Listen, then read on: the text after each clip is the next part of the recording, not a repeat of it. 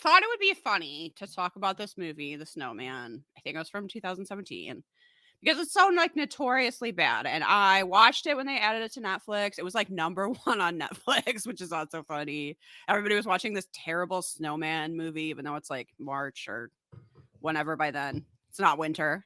Um, but then to do this show, I ended up having to figure it out. That was a mistake because when you watch this, how much sense did this movie make to you, Samantha? Less than 0. Yeah. I sitting here right now, I could not tell you the plot of this movie. So I do not know here's what happened. It's 2 hours long. yeah. There's a snowman. There's some murders. It's in Norway. It takes place in Norway. There's a man named Harry Hole. It's very Okay, funny. you just spoiled that, but yeah, the main character's name, and I'm sure this maybe doesn't sound as silly. I mean, this book is based on a Norwegian book by a famous author. This is apparently the 7th book in the Harry Hole mystery series. Maybe if you live in 7th, but they didn't even start with book number 1. Is that a ghost? no, they went. I think this book did very well, so they wanted to like capitalize on that. Does the book make sense? I'm assuming the book makes sense, but I haven't read the book. And at this point, I am pretty curious, and I probably will because now I'm just like, what the fuck? But the secret about this movie, and it's not really that much of a secret, is that for reasons that have not been fully explained, when production for this ended, 10 to 15% hadn't been filmed. And I first thought that was that they ran out of money, but that doesn't seem to be the case. It's almost like they just forgot. I'm honestly not sure. So there's like clearly key scenes that are needed for like important plot things that they went to go fucking edit the movie to like string together a story, and there's just like holes because there's stuff they never filmed for whatever reason. There's Harry Holes, if you will. There are Harry. Yeah, it's a very unfortunate name, at least in like English. It has, I don't know, 70s porn star connotations to me. It has like, I can't imagine meeting someone named Harry Hole and not immediately just going, "Oh, I'm sorry." Like childhood must have been rough. I'm really sorry. Your name is literally Harry Hole. It'd be like, I don't know, even. Like if my name was just like Gonker Hole, Wet Pussy or something, like I can't imagine. Like I just can't imagine going through the life with the name Harry Hole. First name Wet, middle name Ass, last name Pussy. Yeah. Hi, I'm Wet Ass Pussy. It's not a great name. That's very weird. Apparently parts of this movie are just fucking missing, so that's really weird. What I also couldn't figure out, a tiny bit went down a rabbit hole trying to figure this out. Also, what I couldn't figure out is that they did do some reshoots, possibly like a lot of reshoots. So I'm not sure why those plot holes are not covered. I actually think that it made it extra confusing because people have like different haircuts. And you're supposed to know who they are. Like at some point, Michael Fassbender's hair is just like a lot longer. And I'm sure he wasn't willing to like, he's probably working on something else. He probably like couldn't go back to his snowman haircut. So he just like looks different. And I feel like his ex that happened, it was just like, well, her hair is just like not the same. And this is supposed to be over like not that many days. So it's just confusing. It doesn't help because I frequently lost track of who is who in this movie. And then, them looking different did not help that situation. No. I mean, there's only like a dozen white people in the whole cast, but they're introduced so poorly where you're like really like sitting there going, I'm sorry, who is this person for so long that it gets like very confusing. And also just like plot lines just like dry up and are never, there's no resolution. So you're like, was I supposed to know who that person was? Also, what happened to them? Also, does this have like anything to do with anything? Okay. So, it's a wild experience watching this movie. Honestly, in true me fashion, I took something that's like silly and should be a lark and was like, all right, time to take my notes. I am going to take this extremely seriously and write the most accurate plot summary. I guess I just couldn't see another way to do it. But now we have to like sit here and go through this, and this story doesn't. The notes are misleading because the story does not actually make sense. If you hadn't done that, this would have just been about an hour and a half of. You Huh? going? I don't know. Huh?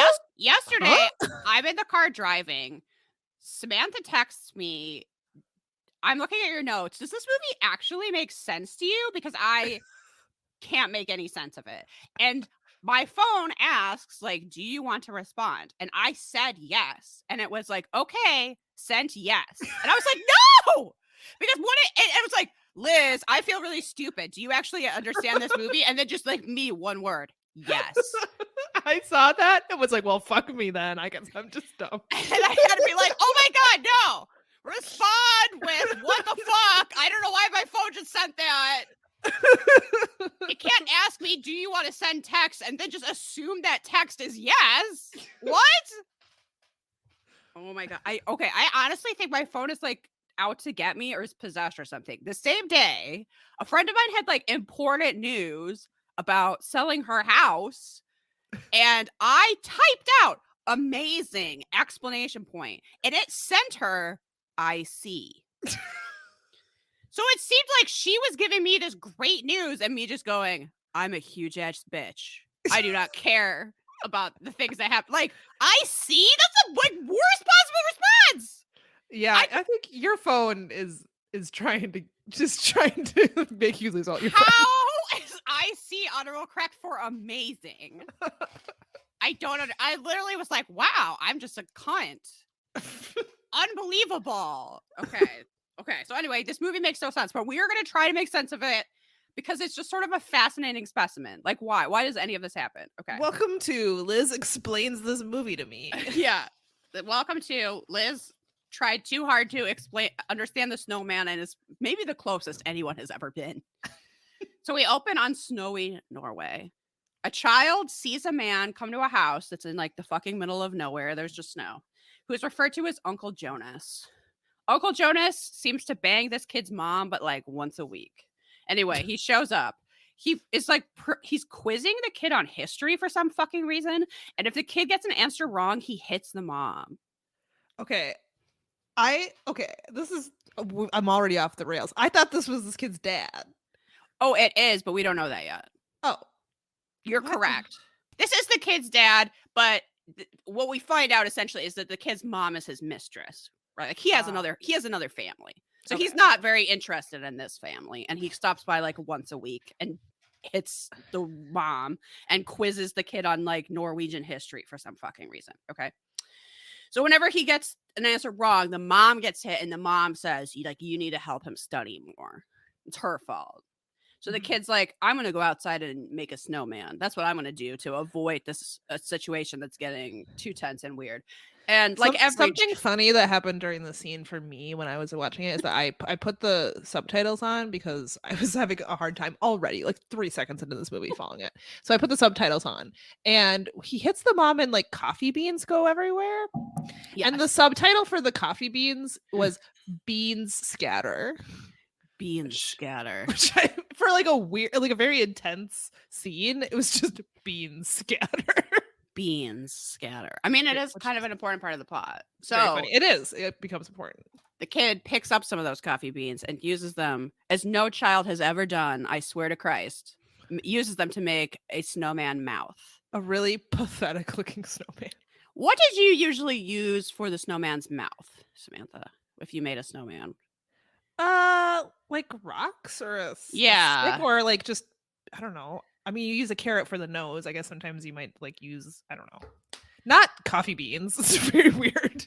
I know. I mean, I guess I don't remember my parents having whole coffee beans in our house. So I definitely wouldn't have been like sticking my hand in. I don't know.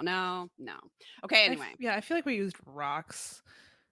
Maybe you just like even drew, like you made the impression of a mouth with like your finger or a stick. You like drew it on there. Anyway, he has a creepy coffee bean mouth, as snowmen do.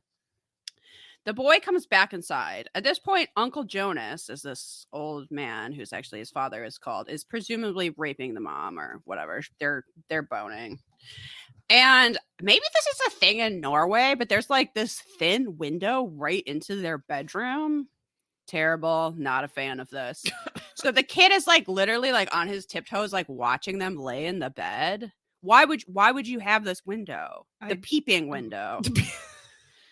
I think Mac like literally looked it up, and it's to like let natural light like into the hallway, like from the. Is that necessary?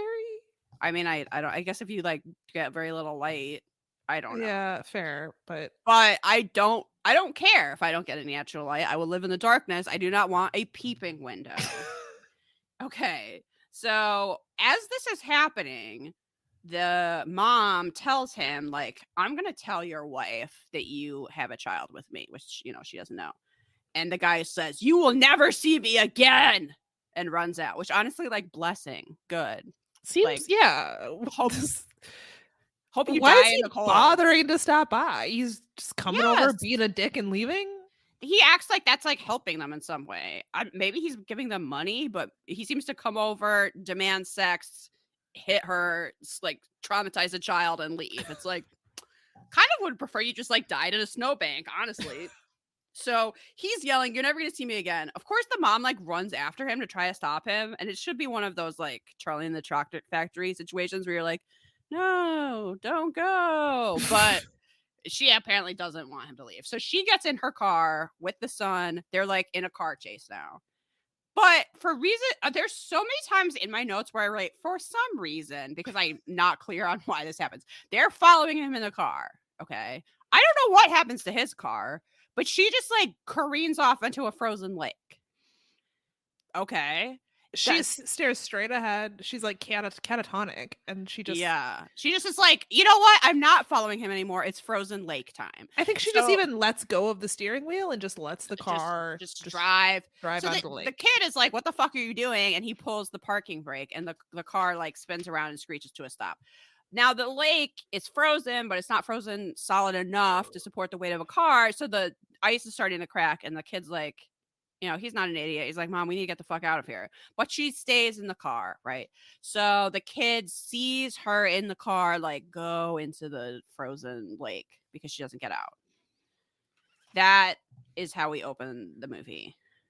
And then I just wrote, we are not even 6 minutes into this goddamn film because it feels like so much happened. And it's, not even minute 6. Anyway, now is the trailer time. And we go to a grown man is asleep outside holding an empty booze bottle. I swear this would cause frostbite. It seems very cold. He's literally like in Norway in winter in the snow, like in this hut that's outside. Yeah, the sleeping hut. Okay, also, just like the visual rhetoric of movies would tell us that if we open with this story and then we just cut to a grown man, that is the child from that story. This is what I thought. Thought this. I was so confused. Yes, because that's how storytelling works, is that you get, let me introduce you to this character backstory, and then you jump into them in the present, right? That's not what happens here. This is me. I honestly don't know if this is deception or not. I can't tell you if it's deception or bad filmmaking. Was this a conscious choice to make you think that story related to the main character? Or were they like, fuck, we've got footage of this, we got footage of that, we've got nothing to put in between, so just that's the print now. I have no idea. But anyway, this is Michael Fassbender. He was just sleeping in this hut, and apparently he doesn't have frostbite. I also wrote down that he doesn't look Norwegian. Everybody in this movie is talking and just like, some people are just talking in their normal voice, fine. Some people are talking in like a made up accent, but nobody is talking the same. Like, some people are like, look, this is just how I talk, and whatever. I'm not Norwegian. This movie isn't in Norwegian. Like, why would I fake a Norwegian accent? But then some people are, but it's like, I don't think it's based on anything. What's weird is that this is like a serious movie by a serious director. Like, this is not supposed to be like this lazy, like, who the fuck cares? But in the end, it is. But everything is shot like it's the most serious thing that's ever happened. Yes. Okay, so whatever. So this is Harry Hole, everyone. This drunk that's asleep outside. And this is one of the most fucking confusing scenes to me. He goes back to what we find out is his apartment. There's a guy in his apartment that's wearing the like HVAC white suit thing. Harry Hole, yes. And every time in the notes, I wrote this name in all caps because it's so funny to me. Harry Hole pulls his gun on this guy in his apartment. Not that surprising. I think that even takes a shot at him. And the guy just turns around and is like, oh, hey, you have mold. Your landlord let me in to deal with a mold issue. You're going to have to find somewhere else to stay. This guy is unfazed by people pointing guns at him. No reaction. The business of removing mold is so fraught that he's just like, well, it's another day. Just another day in the mold business. Another day in Norway where people just try to kill. Also, there's like they cut to this shot of a puppy, and I was like, whose puppy is that? Like, what is happening? I thought he was gonna shoot the puppy for a there was a moment where I was like, all right, this is fucking off the rails. He does not shoot the puppy, but I feel like this movie is very poorly edited, but maybe that's not fair because they like literally didn't have the scenes that they were supposed to have. But everything is just so okay. So whatever. And that's when we learn that this guy's name is Harry Hole and that he needs to stay somewhere else where his apartment is getting fixed. Guess what? He just doesn't. What? Why is this? I have no idea. Okay. So now we go to an art gallery where a woman is showing large sketches that are done on just like randomly sized bits of brown paper. They look fucking terrible. Anyway, Harry Hole is just like standing there at the window, like looking at this woman as she works. All right. It turns out that this man who doesn't even know how to sleep inside is a police officer. I guess that's not a surprise. So he goes to work and they're getting new tablets, which is like kind of important. So now he goes to lunch where he's sitting alone. He has a really big stack of mail to go through. And his boss comes by because he hasn't come to work or even called in for a week, which is pretty sloppy behavior. He was passed out in a snowbank the whole time. He should be dead. No one has any idea how he's alive. It was like when those frogs, like they freeze and die, but then they come back to life. He's like that. He's like that. And he's like, sorry, boss, I couldn't call in to tell you I wasn't coming to work because I was frozen. But I'm alive now. It's fine. And so he lies and says that his uncle died and he like it was like morning time. So he's allowed to like backdate whatever. I was like, I assume in Norway the like workers' rights are just so good that you could be like, oh yeah, I didn't come to work or tell you for a week. It's fine. Yeah, I was frozen in a snowbank. Sorry. Oh, okay. Sorry. And he's like, oh man, he's clearly struggling.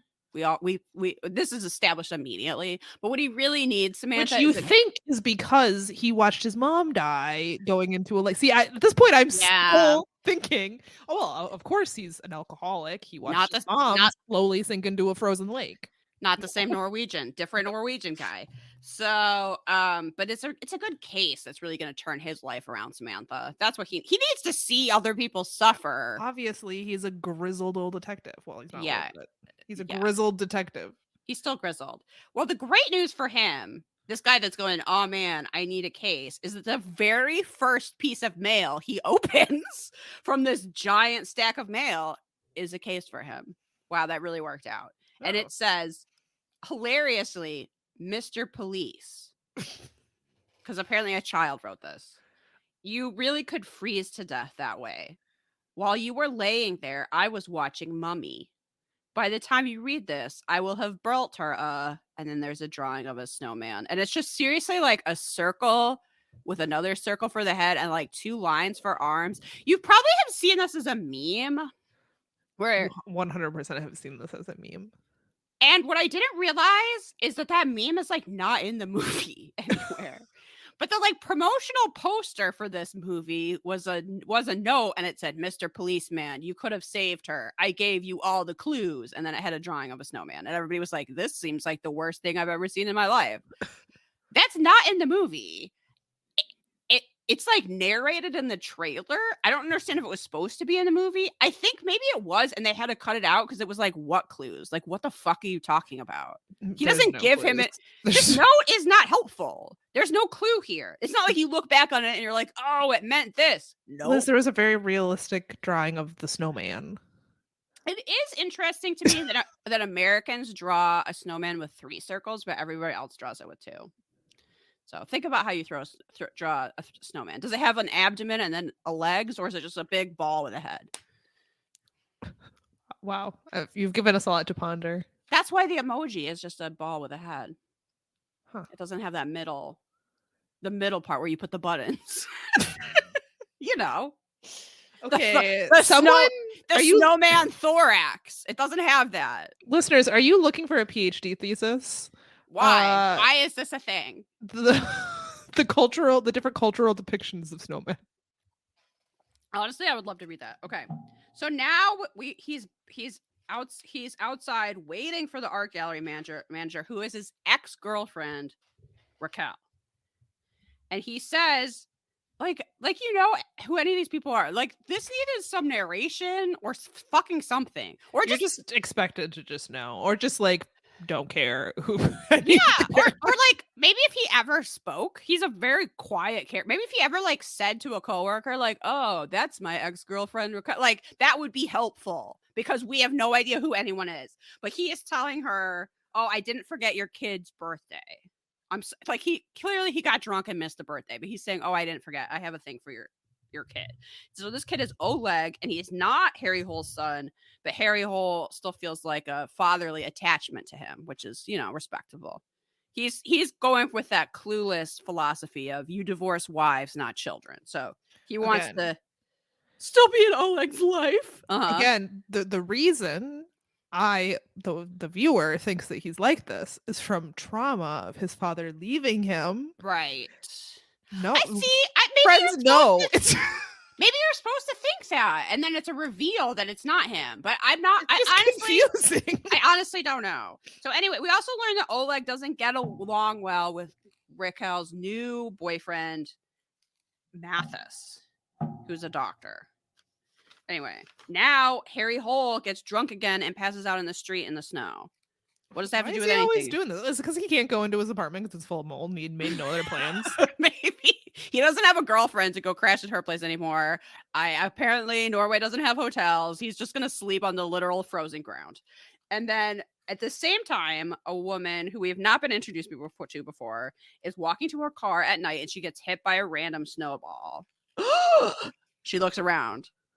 There's no one there.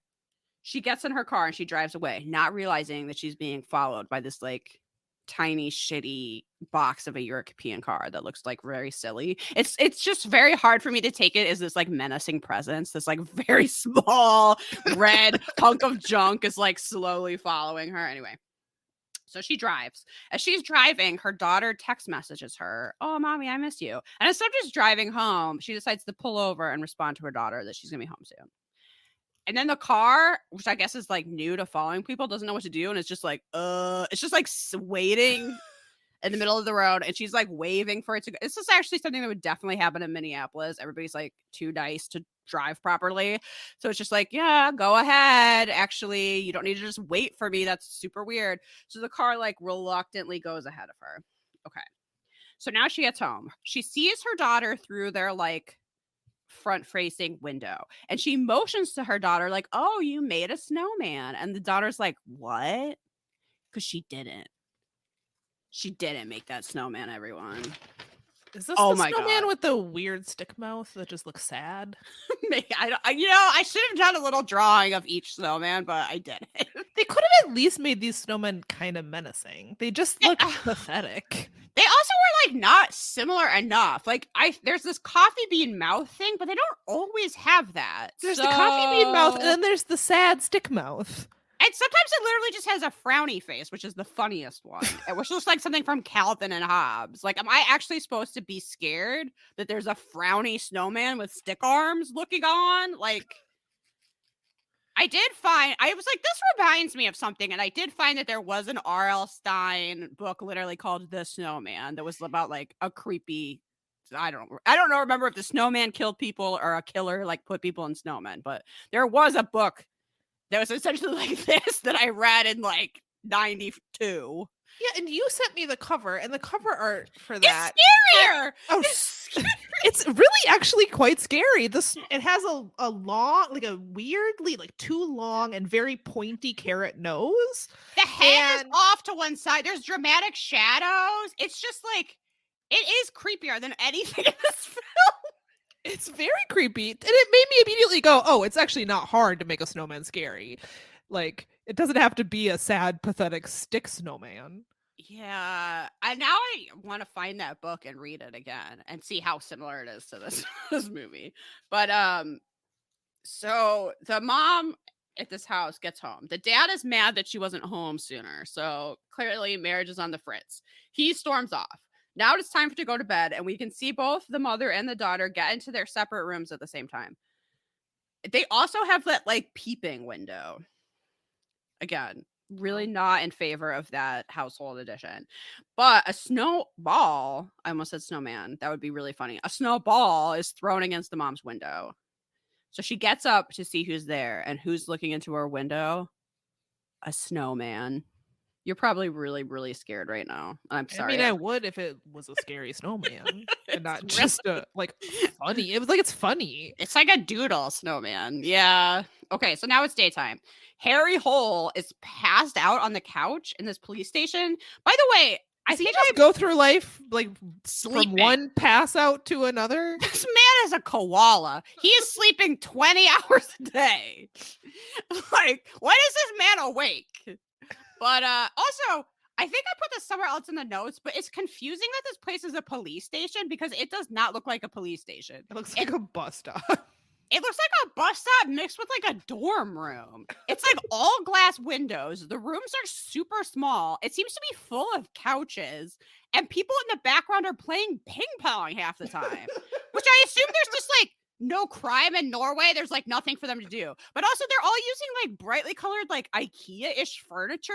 So it just gives it this like There's a lot of dorm yellow. vibe. I don't understand. Yeah, I was like, all right. I mean, I've never been in Norway. I don't know. I've never been arrested in Norway. I guess I don't know what the police station is like. Looks kind of lit. I'd like to play some ping pong when I get arrested. Okay, so he's passed out on the couch. He's woken up by this pretty woman named Katrina who is looking for a quiet place to drink her coffee. And she apparently knows who Harry Hole is because she studied his cases at the academy.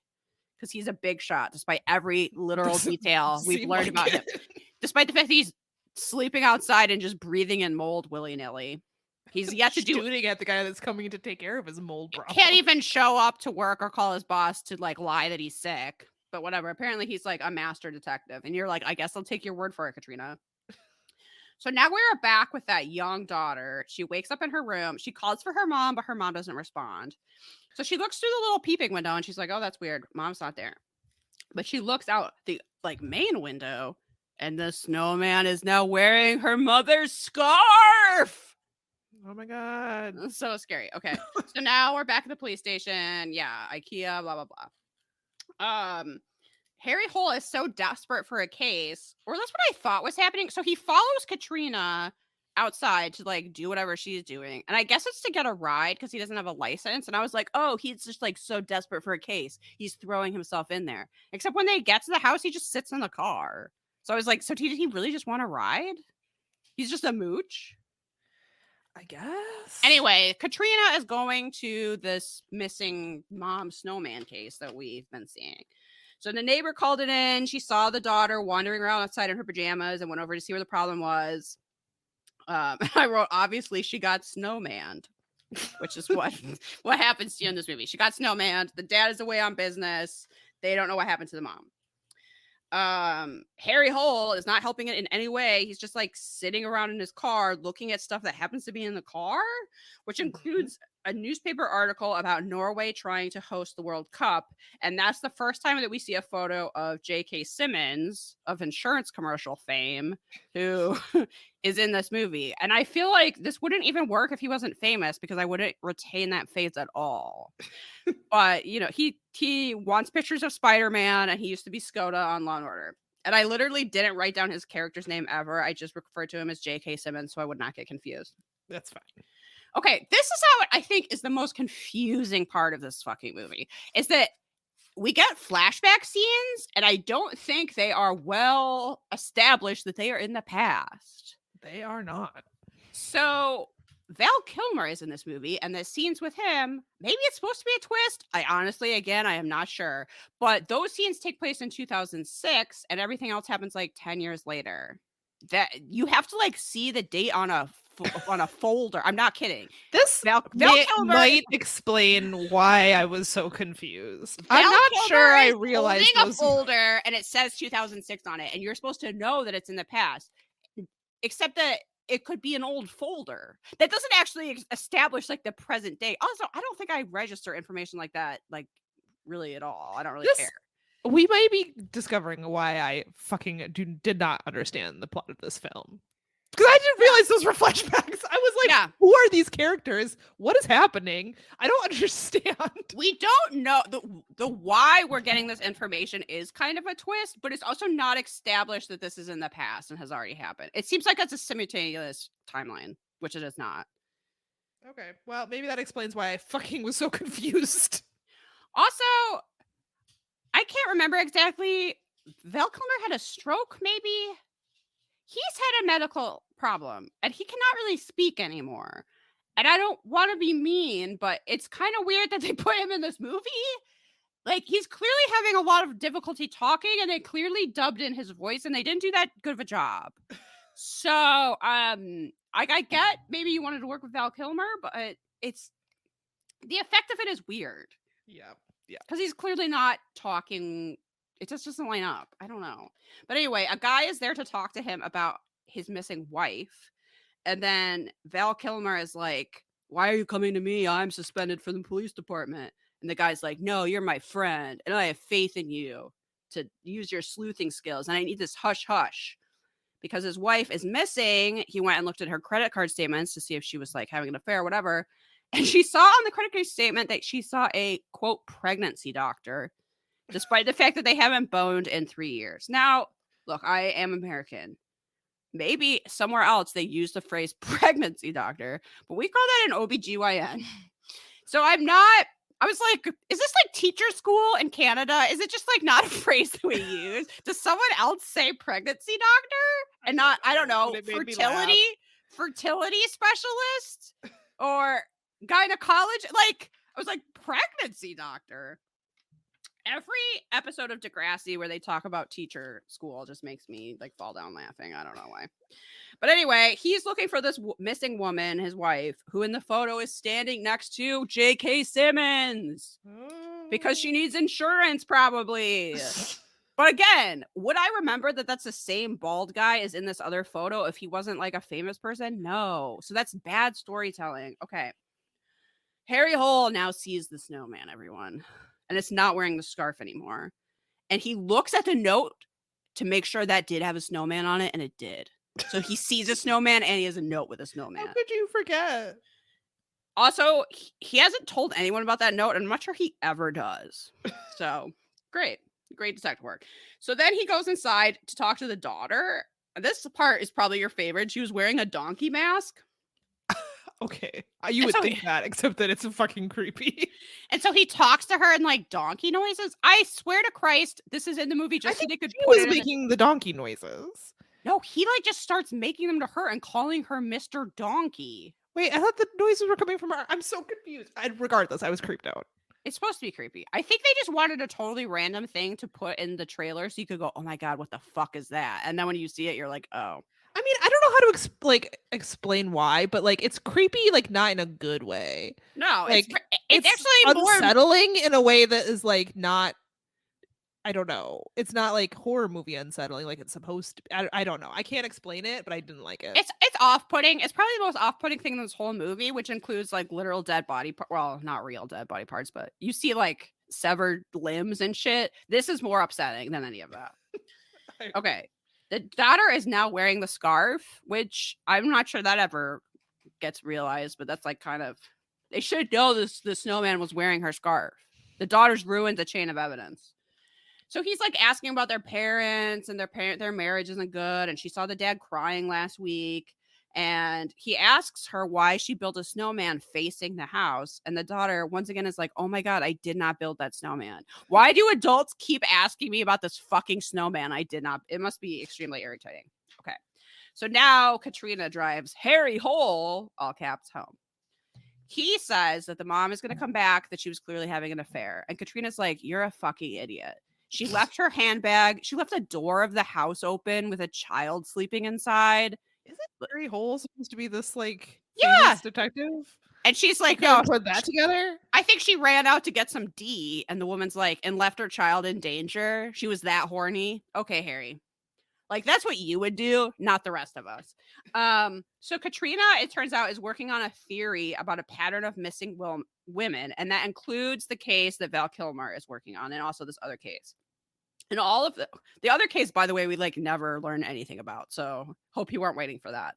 All of them involve an unhappy marriage and a couple that has young children. But Harry Hole doesn't take that seriously. I don't really know why. He was supposedly bored, but this is like not good enough for him. So he goes back to his mold apartment to breathe in more mold. And he looks at this case where a woman's body is cut up and left in segments in the snow. Like half of the body is left alone, but the other part is like cut into little bits and then arranged. That's never explained, by the way. What does that mean? What's that about? Well, you'll never find out. Hope you weren't waiting for that. So now we're back in time again. And we see Val Kilmer going to look at that body from that case, which was found by school children. And he has to go up a mountain in one of those like cable car gondola things. Because this movie has every single type of transportation, by the way. That was very funny. I liked the scene like visually. If I had to pick like a part of this movie that I liked, I feel like it was the scene like where he's in the mountain, like there's all those birds and he like fires a gun, which I think is needlessly dramatic, but he fires his gun and all the birds fly away and the body's revealed. I thought that was a cool scene, so I'm gonna like give this movie a sliver of credit for shooting a cool scene. I can't remember this director's name, but he is a good director. He directed the Swedish Let the Right One In, that vampire movie, which is so good. And he directed Tinker Tailor Soldier Spy, which I fucking hate spy stories. And I thought that movie was so good. So clearly he's capable. I don't know if he got like real high on set and just like forgot to film. Like, I have no idea. What's wrong here? Something went horribly wrong. But yeah, this part is not so bad. The CGI of the birds flying away is pretty much shit. But yeah, Val Kilmer goes, he sees all the birds are like pecking at the dead body. In order to see the pattern, he like shoots his gun in the air at the top of the mountain and all the birds fly away. And so then you can see that, oh, it's the same thing that Harry Hole was looking at. Right? Okay. This almost kind of makes sense so far. So in the present day, Katrina meets Harry Hole at a restaurant that's closed. I have no idea why. And he wants to hear, he now is going to reluctantly hear about the case. So they discuss this cold case where a married woman had 3 children. She went missing 6 years ago. The day that she vanished, Samantha, it was snowing. Oh my God. I just assume it's snowing every day. Yeah. Well, Harry Hole is like, it's winter in Norway. Like, that's not special. But she goes through several cases that have like that same MO. So she believes that it's the first snow of the winter that sets the killer off. If that is true, we never learn why. And that so he's weird. Yeah. Why would his kink be the first snow? That I don't know. And that he seems to be targeting women that are in unhappy relationships and have young children. And Harry Hole is like, I don't know. Pretty much when women die, it's the husband. And you're like, Harry Hole, you're not wrong. But in these cases, the husbands have had solid alibis. Sometimes they're out of the country. They're like, nowhere around. Then Harry Hole asks Katrina if she's hungry. When she says yes, he offers her this like disgusting overcooked sausage that he's cut in the same way as the dead body. Which I don't know if that's sexual harassment, but that's like not appropriate workplace banter. Here, do you want this sausage I cut up like a corpse? Haha. Why did he ask her? Oh my God, I hate it. Okay. So, Harry Hole now goes over the missing mom's schedule with the husband, and he finds out that she also saw a doctor. So now he's going to go watch his ex's kid Oleg play a hockey game. And then the new boyfriend, who's a cosmetic surgeon, shows up and gives him a prescription for sleeping pills.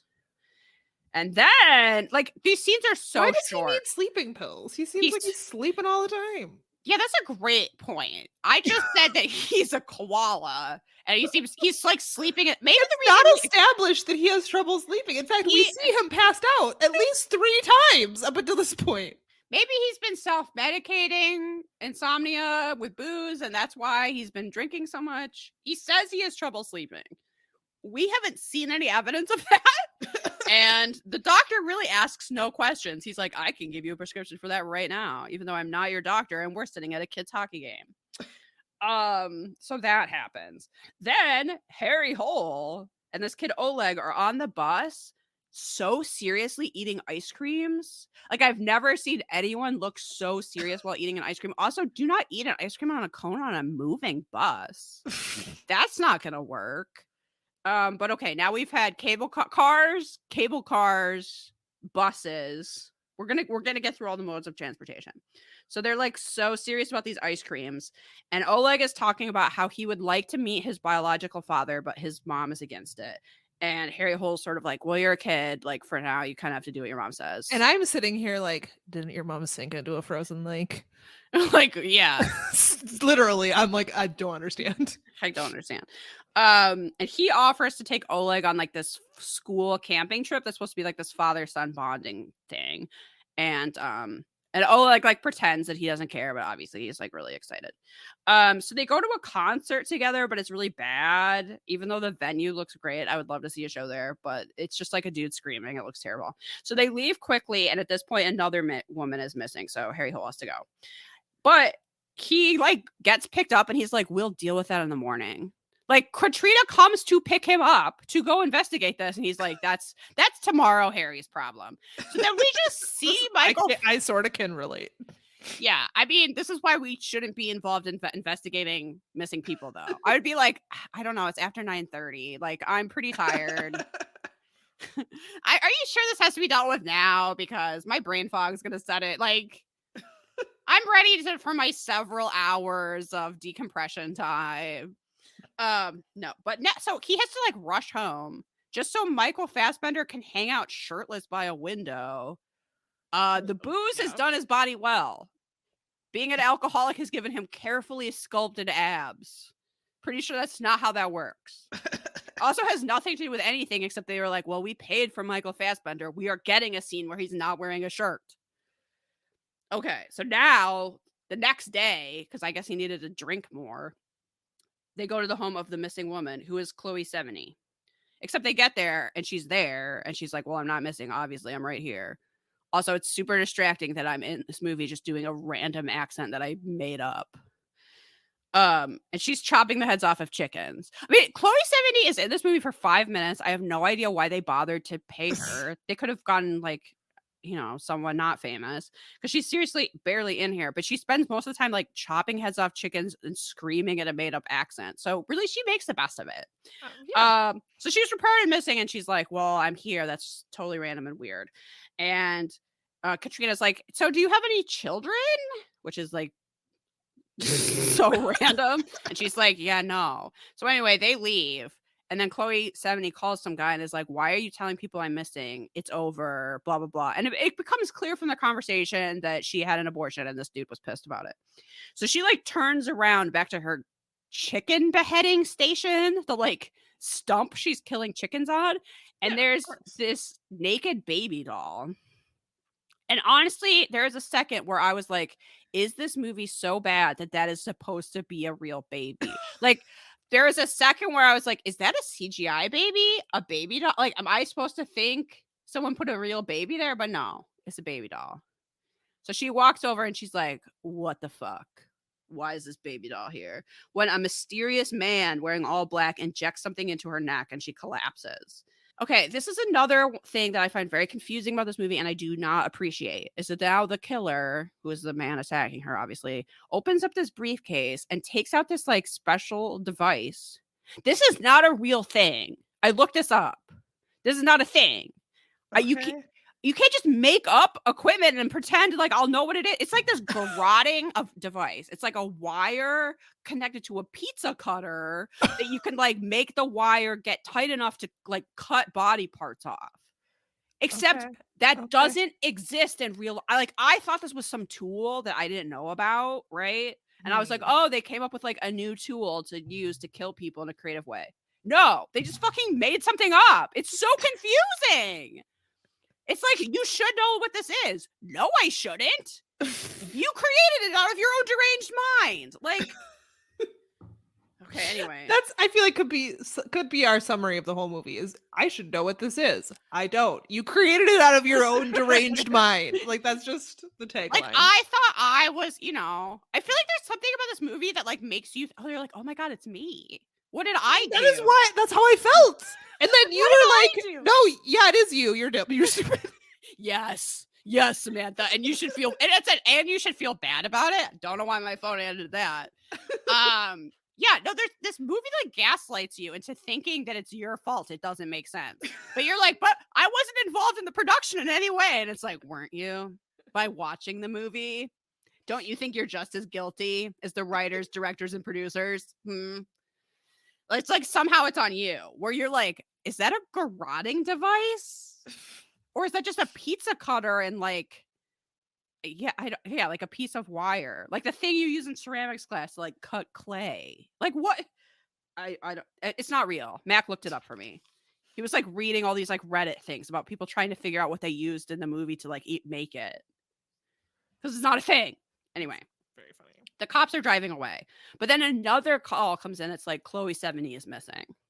She's famous. You better go find her. And they were like, we were literally just there. She's fine. And they're like, yeah, but that call, we got another call. This one came in only 2 minutes ago. At this point, the killer is very dramatically building a snowman. I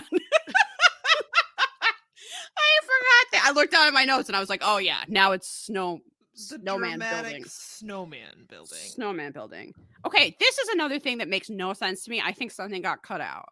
So they go back to the farm. And they're like, wow, we're sorry. We got another call about you, but you're fine. And then Chloe 70 is like, oh no, I'm not so-and-so. I'm her twin sister. Why? Why? It's in there for 5 seconds. Why does she have to play her twin? It never comes up again. This twin scene is the exact moment in this film where I stopped trying to understand it. No, that's for the best. Because the rest of the entire rest of the time, I'm like, you know what? This is just gonna wash right over me. I have no fucking idea what's happening. Because the only way to understand this movie is to watch it twice, sit down and take vigorous 7 pages of notes, read multiple articles, and watch a couple of YouTube videos. It's not worth it. It's not worth it. So I have no idea why you would cast Chloe 70 in the first place. And I have no idea why you would make her play her own twin for like 5 seconds.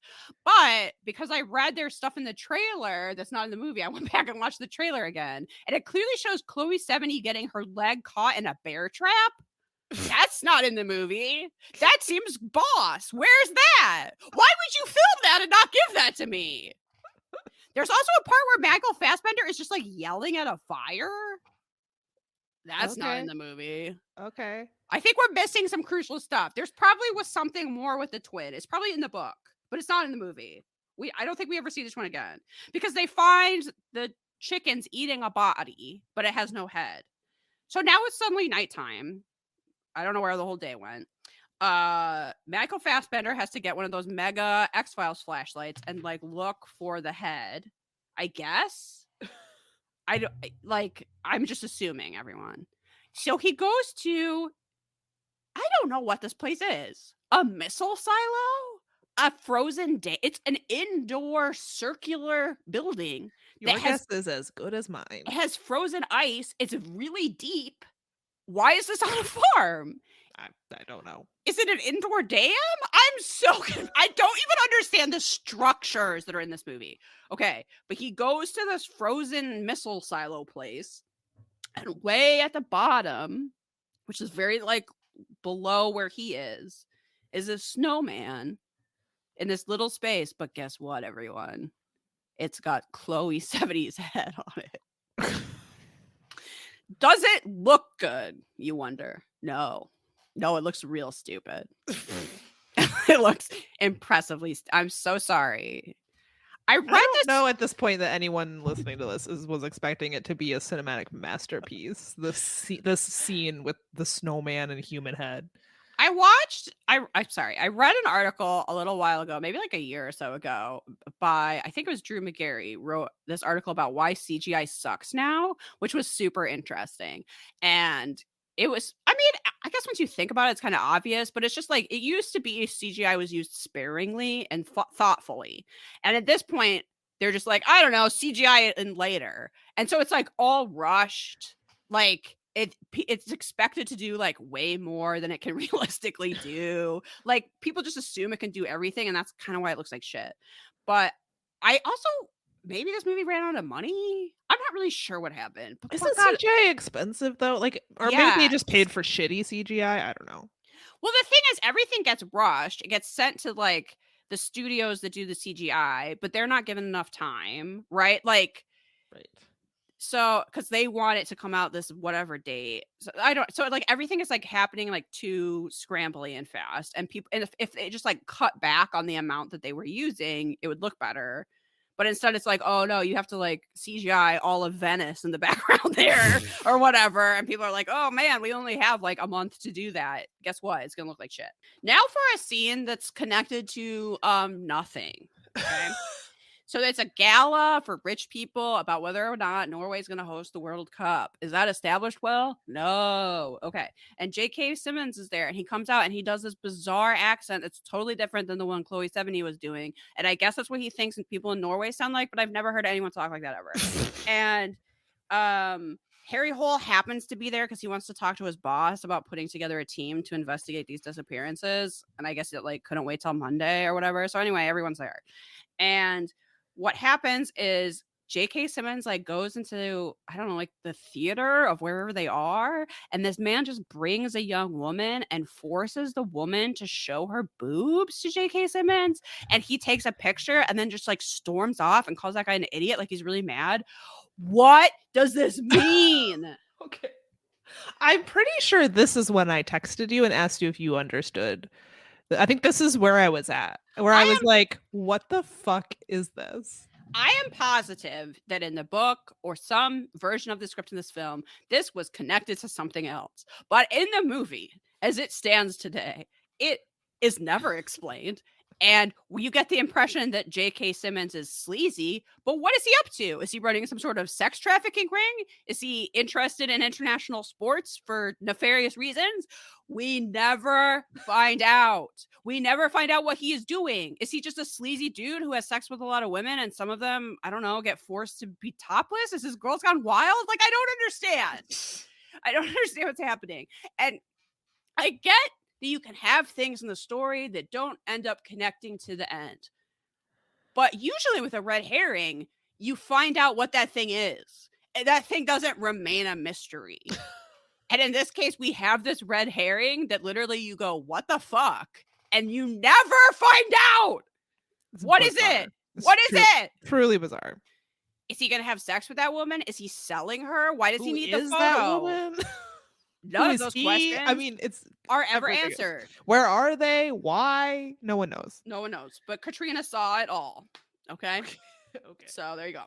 So now Harry Hole goes home to his mold apartment and he finds the mold guy there and he kicks him out.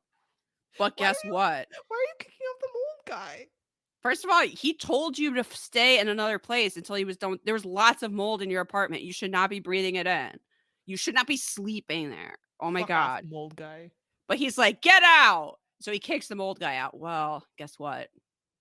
Something I didn't realize the first time I saw the movie, that's not the mold guy. Because he passes the mold guy on the street holding the puppy. Why does the mold guy have a puppy? The puppy is how we're supposed to know it's the mold guy?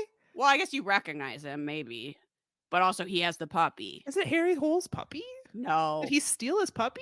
It's the mold guy's puppy that apparently he brings to moldy apartments to breathe in the mold, as you would want a puppy to do. Okay, no, you are correct. I did not get that at all. So someone else was wearing the white hazmat suit in his apartment, and they switched his prescriptions. Okay. I only know that because Max told me. I did not get that even from watching this twice. Even sitting here now, I feel dumb. Or I'm like, I should have realized that was two different people. No. It should have occurred to me. Oh, you didn't memorize the face of the mold guy you saw for 5 seconds when he was almost shot, but then didn't care? Well, guess what? That's him. And he just happens to be standing right outside the apartment when he's not working there, holding his own puppy so that when someone walks by in the hazmat suit, he can be like, huh, like that's weird. I wear that too. But that also is that scene is 5 seconds. So if you blink, you'll miss the whole thing, which is probably what happened. You know what? You're right. That's probably what happened. I looked down for a second. Because Mac was like, oh, he changed the prescriptions. And I was really like, he did? This is my second time watching this movie. Oh, he did? That's why he was in the apartment? Because I honestly had no idea. Okay, anyway. Harry Hole now has the small investigative team he asked for. He has like, I don't know, 3 other cops working for Why are him. they giving? He doesn't seem like he's done a very good job so No, far. Why is he he has getting the not. investigative team? Because he's a big shot, Samantha. I don't see why. This is a It's lot like unearned. the boss character in Luther, where Luther is always doing something unhinged, and the boss is like, well, he is brilliant. We might as well let him do whatever he wants. And you're like, I don't live in England, but I'm pretty sure that's not how anything works. And that's exactly what's happened here, where the guy's like, well, it is Harry Hole, who surprisingly does not star in pornography. We better let him just do this. I So know there- he sleeps in ditches, but he is a brilliant detective. He literally can't just say, boss, I'm not going to be in next week. He's so brilliant. Yeah, and they're like meeting in like an abandoned library. They're like, where are they? They're not in the police station anymore. They're in some big bookshelfy room. I don't know. Anyway. Bookshelfy room. I don't know where it is. It looks like something that would be like in a university but closed off. It doesn't look Welcome like it's to in my crib. This is my bookshelfy room. Yeah, exactly. I don't know if it's a library, Samantha. That's my point. Oh my god. I got it. Oh my god. Very bookshelfy is just very my new favorite word, actually. Yeah. I hope you have a bookshelfy day. Okay. So what the investigative team is looking for is a connection between the missing women, and they're specifically interested in what doctors were these women seeing. If they were all seeing the same doctor, that could be because they don't seem to know each other, right? Like that could be pregnancy doctor. Right. Were they all seeing the same pregnancy doctor, a thing pretty much every woman has. And they find out that 2 of the victims did see the same doctor, and they are presuming, based on I'm not sure what, that was for an abortion. So they go to see him, and the guy is like creepy for no reason. And we're also supposed to think it's creepy that he's wearing toenail polish, and I just don't find that creepy. But anyway, Katrina sees a picture of him with J.K. Simmons, which he's like ripped out of a newspaper and tacked to the wall like a child. Like, why is this man that lives in like a fabulous mansion with all this like ornately carved wood and shit? It's huge. Why is he ripping things out of magazines and tacking them to the wall with thumbtacks? Don't know. But anyway, he wanted everyone to know that he knows J.K. Simmons. And then she was like, what's your connection with him? And he's like, oh, he donates money to me. She's like, that's weird. He's kind of like a conservative political guy. Why would he be giving you, an abortion doctor, money? And he's like, well, I also research premature birth, and he supports that. And then you're like, oh, that guy's a political guy? Way to tell me this like now. I thought he was just a rich dude that liked the World Cup or something. Like what? Why has no character been established in any way? You're just supposed to know that. Like, oh, obviously he's like in politics. Okay. Yes, this is one of the complaints I had, which is that characters just keep being introduced like I'm supposed to know who they are. Right. Or how they're relevant in any way. Or what they do, or how they're connected to each other, or just like anything about them. But you don't know. Okay, so whatever. So they're suspicious of this doctor, and he does seem kind of creepy, but he lawyers up because they're asking too many questions, and he leaves. So now we do not learn where Harry Hole is going, but he's on a train without Katrina. He just decides to take a train somewhere. Where? We don't know yet. But he bumps into his ex's new boyfriend, that Dr. Mathis, or whatever his name is.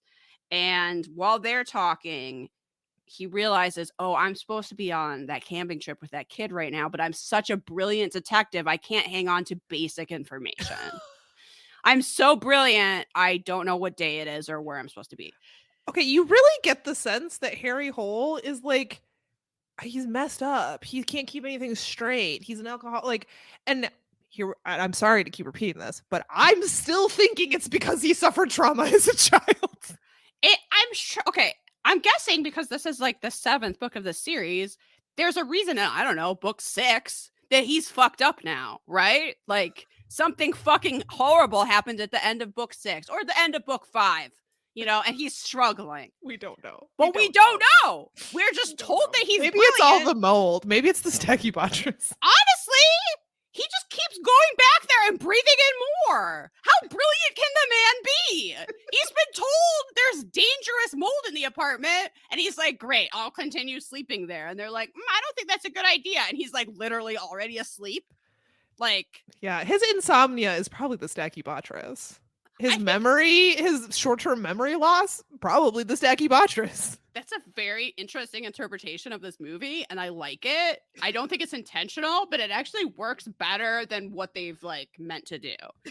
Because yeah, I'm supposed to believe this guy's a brilliant detective. He can't remember he's supposed to take this kid on a camping trip, right? So anyway, his ex's new boyfriend covers for him. He calls the kid and he's like, look, I'm so sorry. I forgot to tell you. I have a message from Harry Hole that something came up at work and he's not going to be able to make it. And I was supposed to tell you that last night because you see the kid like go to the bus, right? And he's like going to get on with all his pals and he's like excited, but then Harry Hole never shows up. And then he has to go back to the car and the mom's like, well, can I go with you? And he has to be like, shut up, mom. Right? Like the mom's trying to make it better, but is actually making it worse. That's probably the most realistic scene in the movie. That's 5 seconds where the kid's like, shut up, mom. Anyway, so this doctor guy who gave him sleeping pills covers for him. Okay, great. So now Harry Hole is going to talk to the husband from the case Val Kilmer was investigating. So this is where our two timelines converge, except that it was not really established that one of those was in the past. This entire time I thought they were concurrent. Yeah. Truly. And we find out that the missing wife was having an affair with J.K. Simmons, who also like screwed this guy on some business thing or something. And I was like, why do I care? I barely know who this person is. Okay. But she didn't see the same doctor. She didn't see that creepy guy with the toenail polish. So, and at this point, we learned that Harry Hole cannot do just like basic investigative information, which is that he does not know that Val Kilmer is dead. Now, I realize these are two different cities in Norway, but I sort of feel like if you were going to a totally different city to talk to a cop about their case, you would, I don't know, call ahead. Also, I sort of feel like this guy's death would have been a scandal that would have made it to your city. Maybe it's the short-term memory loss. But see, exactly. I feel like there's no way he would go. He's like, so when can I talk to Val Kilmer? And the person he's talking to is like, Val Kilmer is dead, you fucking idiot. Like, how did you not know this? And I was like, yeah, that's really weird. How did he? You just explained it. It's the mold. It's the mold. He was told this like 5 times. He just doesn't remember. Yep. It's honestly heartbreaking. He'll never be the same. Okay, so he doesn't know Val Kilmer is fucking dead. So now we get a flashback to Val Kilmer, who's getting out of the bathtub to find snowy footprints, everyone. Snowy footprints. Inside. That's a lot of snow. I mean, they would melt. I mean, did the person just walk by 2 seconds before he got out of the bath? I mean, we live in fucking Minnesota. I have never seen snowy footprints tracking through my house. Never. Like perfectly. Water. That's just a puddle of water on the floor. Anyway, he sees the snowy footprints and it leads to another note. This is on this like pale blue paper. It's the same as the other Snowman notes. And it says, sorry to interrupt your drinking. You are finding out a lot about me. Do you want to find out more? Let's have a cup of coffee in your hut. Snowman drawing. And honestly, there's like nothing threatening about this note. Let's have a cup of coffee in your hut. In your hut. The most threatening sentence that's ever been uttered. I was like, okay. And it turns out Val Kilmer has this like cabin, right? That's what he means by the hut. That's not explained really either. Okay. Weird to call it a hut, but I guess maybe that's a Norwegian thing. I have no idea. So now Val Kilmer is on the phone and he's trying to talk to a doctor's office about a patient that may have had an abortion. And they're like, oh, we can't tell you that. But he's annoyed because someone in the office is having like a birthday party and he can't hear. So he gets drunk, goes out the window of the office. He's walking on this part of the building that I'm pretty sure you're not supposed to walk on, this like weird architectural ledge. He's like giving everyone the double bird through the finger through the window and like pretending to pee on them with a water bottle. He's possibly more unhinged than Harry Hole. He's not doing well. He like literally is drinking booze out of his water bottle at work and then just like throws it off the building like into a river or something. And Harry Hole is seen like asking about this guy who he didn't even know he was dead, going, I heard he was a great detective. And this other cop is going, he was a suicidal maniac. Like, I worked with the guy and he was even worse than you. So we learn now that Val Kilmer was actually about to be fired because he had been stealing things from crime scenes.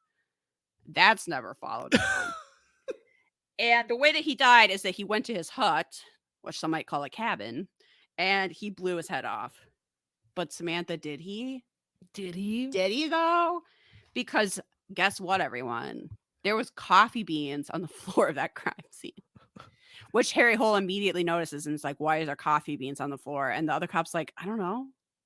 Who cares? Like, what? The cabin was locked from the inside. Everyone knows the only material you use to make snowman mouths are coffee beans. Coffee beans.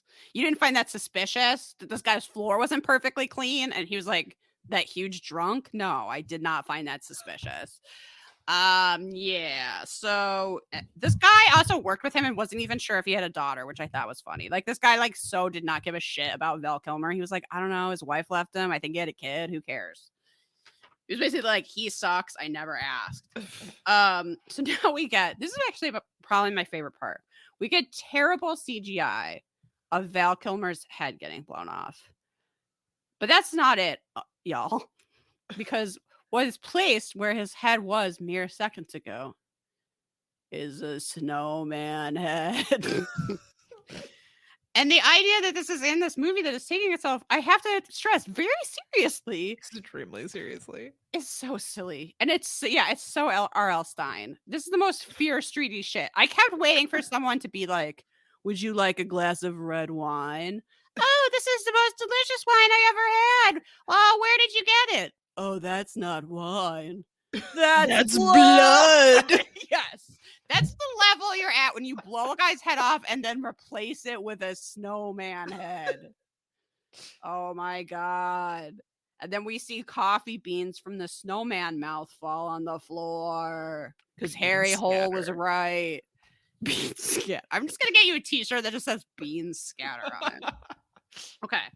So now we're back with the small investigative team where Katrina realizes that Harry Hole went through her files and went to investigate stuff without her when he got on that train. Like, I don't really know why that happened. There's a funny part where he like breaks into her IKEA cabinet and takes her files. Like it's a locked cabinet, but because it's like IKEA, he just like flips it over and like takes out the bottom panel. I was like, oh, yeah, that would work.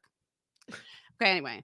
So the reason that he's gone to this place now is he has to go to the hut. Oh, now he has to get on a boat. So we get that mode of transportation. He goes on a boat to the cabin and then he like breaks into the cabin through the roof. At this same time, the police are alerted that the missing mom's phone was turned on, that they have like a trace on. So Katrina gets the address of where the phone is and goes there. And it's the suspicious doctor's house. Now, you probably don't remember, Samantha. There's a scene that I didn't even put in the notes where we see like two women speaking Russian go into this house and then we never see them again. And they're like dropped off by some other woman. And I was really like, what Did is I this? see that scene? It's really it's really short. It's just like women. I swear I paid speaking attention when I was watching this movie. Go into this house. And I was like, whose house is that? Were those the twins? Did I think those were the twins when I was watching I don't this? know. I may have. Know. I don't understand.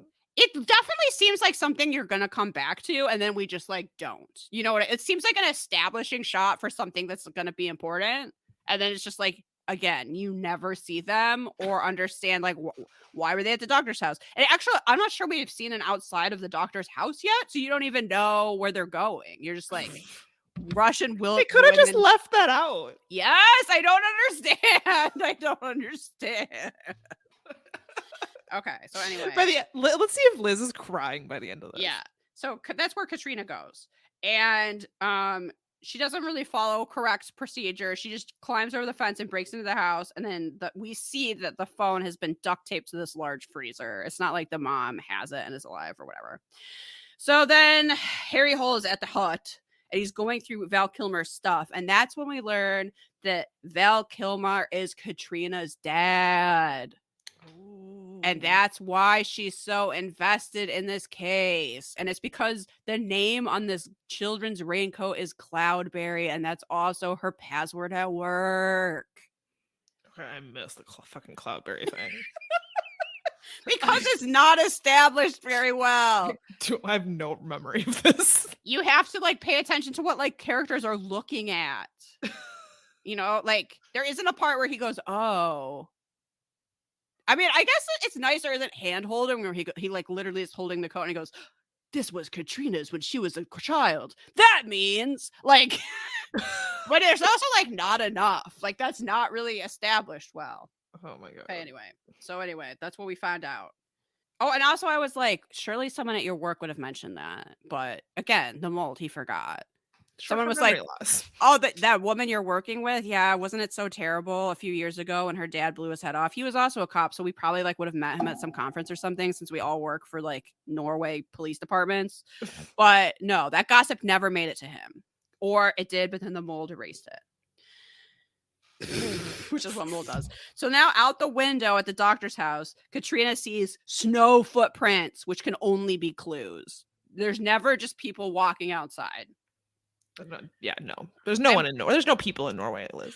I'm sure Samantha and I have mentioned this before, but we used to be in this true crime Facebook group, and once this woman was fucking freaking out that there was snow footprints in her yard, and why would anyone be in her yard? It was clearly a murderer like coming to kill her, and it was like very clearly a guy checking the gas meter, but she would like not believe it because her state of paranoia was like through the roof, and I just think about it all the time now. It's like, why would anyone be anywhere near my house unless it was to murder me in my sleep? And you're like, I don't know. Someone was getting their missing cat. A kid threw a ball in your yard. Like, there's so many not murder reasons. This is rich coming from a person that has basically a true crime podcast, but I'm going to say it anyway, which is that true crime is rotting our brains. It's really, really true. Most people are not coming to kill you. I realize the problem is it's hard to tell which ones are and which ones aren't. I realize that not knowing men is a form of self-defense, but that does not mean that every snow footprint is a clue towards murder. You can open your windows in the summer. I'm just going to say it. You can. No. You can. You're going to be fine. No, I won't. Okay. So anyway, snow footprints. We all know that means murder. Snow footprints equal murder. So she follows the snow footprints to the garage, and she finds a crime scene very similar to Val Kilmer's, except now it's the doctor. Is that established? Really? No, but that's who that is. Okay, so she speeds away at this point, I guess to like get more cops, and you see this like startled looking snowman looking off. Like I swear the snowman's like, oh, like watching her speed off. It's like honestly comical. Why? Just why? The whole thing is just why. Okay. I'm trying to just have this not take 5,000 hours, so we got to keep going. So now J.K. Simmons is alerted that the doctor is dead. Why? I don't know. You tell me. Like your guess is as good as mine. So they go through that big freezer we saw earlier in the house, I presume, and they find all these dead body parts. So they have the woman's head that they, with the scarf that they had been looking for. Her head is at this place, along with a bunch of other body parts. There was also a part in the trailer that wasn't in the movie where they had like what looked like little putt greens. They had like these like rows of green carpets, and they were trying to like arrange the body parts into people.